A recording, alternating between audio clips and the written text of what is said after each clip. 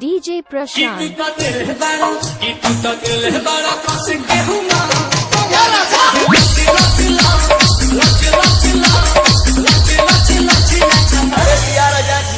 तो उतर जाएगी कानून नहीं दुल्हन का गौना कच्चे उम्र में हो गया। कच्चा उम्र कितना कहले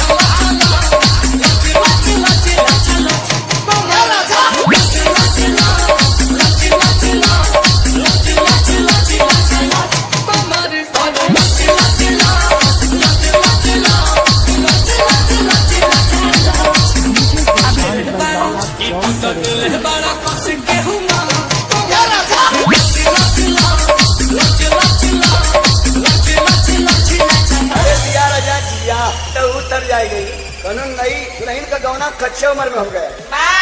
कच्चा उम्र कितना कहले